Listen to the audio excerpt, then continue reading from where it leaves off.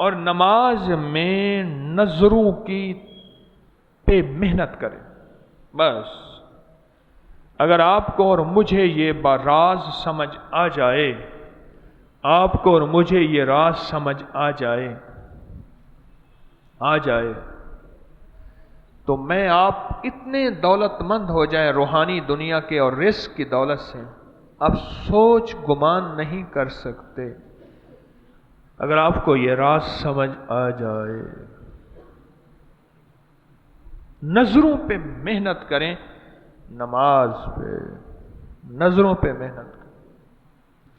جو شخص نماز میں نظروں پہ محنت کرتا ہے کہ رکوع میں میں نے نظریں کہاں رکھنی ہیں، قیام میں میری نظریں کہاں ہوں گی، سجدے میں میری نظریں کہاں ہوں گی، اتحیات تشہد میں میری نظریں کہاں ہوں گی، اور میری نظریں ادھر ادھر نہ بھٹکیں، ادھر ادھر نہ بھٹکیں.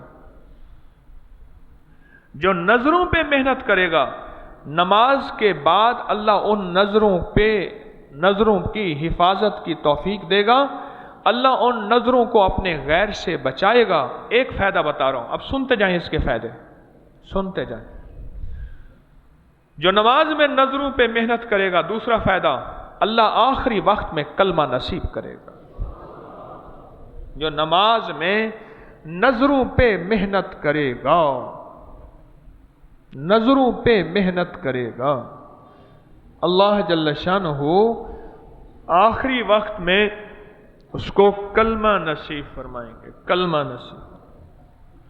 اور جو نماز میں، تیسرا فائدہ سنیے غور سے، اور جو نماز میں نظروں پہ محنت کرے گا، آخری وقت میں جب اس کی نظریں پتھرا جائیں گی اور سانسوں کی لڑیاں ٹوٹ رہی ہوں گی اور کچھ سمجھ نہیں آئے گا، حالت نزع اور حالت سکرات میں اللہ اس کی نظروں کے سامنے اپنی وجود کا نور سامنے کر دے گا، اور اس نور کو دیکھے گا.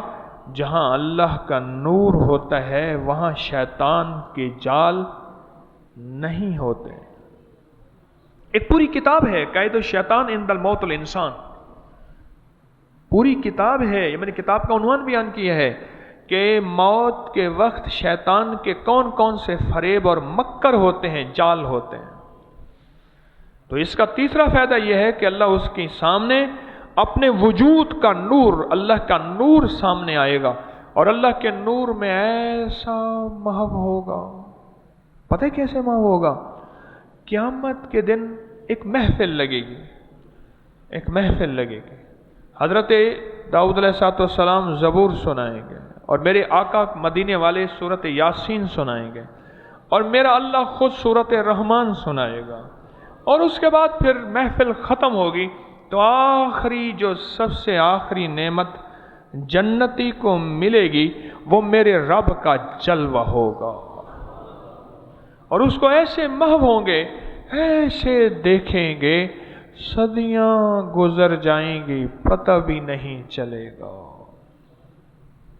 صدیاں گزر جائیں گی پتہ بھی نہیں چلے گا. صدیاں گزر جائیں گی پتہ ہی نہیں چلے گا. ایسا محو ہوگا دیکھنے میں. اور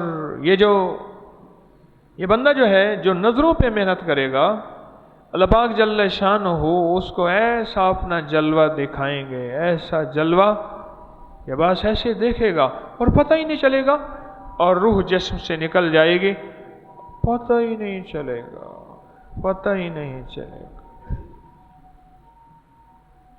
پتہ ہی نہیں چلے. اور اس کا چوتھا فائدہ سنیے، چوتھا فائدہ سنیے. جو نظروں پہ محنت کرے گا، اللہ جاگتی نظروں سے مدینے والے کا دیدار کراتے ہیں. میں قسم اٹھا کے کہتا ہوں، وَكَفَى بِاللَّهِ وَلِيًّا وَكَفَى بِاللَّهِ نَصِيرًا. اور اگر وہ کسی کو کہیں گے کہ آپ آنکھیں بند کریں، ہم توجہ ڈالتے ہیں، تو اللہ اس کو بھی دیدار کرا دیتا ہے ہستیوں کا اور آقا کے جس میں عطر و چہرہ عطر کا، مبارک چہرے کا. اور ایک اور فائدہ بھی سنتے جائیے. اور اگر کسی کو ان فوائد کے حوالے چاہیے مضبوط، وہ بھی دوں گا. میں وظیفے بناتا نہیں ہوں، بتاتا ہوں۔ کیا لفظ کہا میں نے؟ میں وظیفے بناتا نہیں ہوں، کیا ہوں؟ بتاتا ہوں، بتاتا ہوں، بتاتا ہوں۔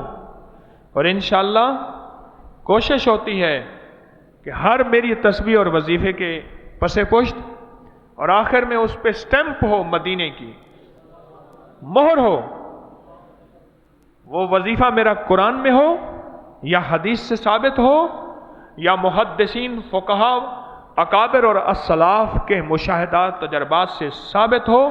لہذا میں وظیفے بتاتا ہوں، بناتا نہیں۔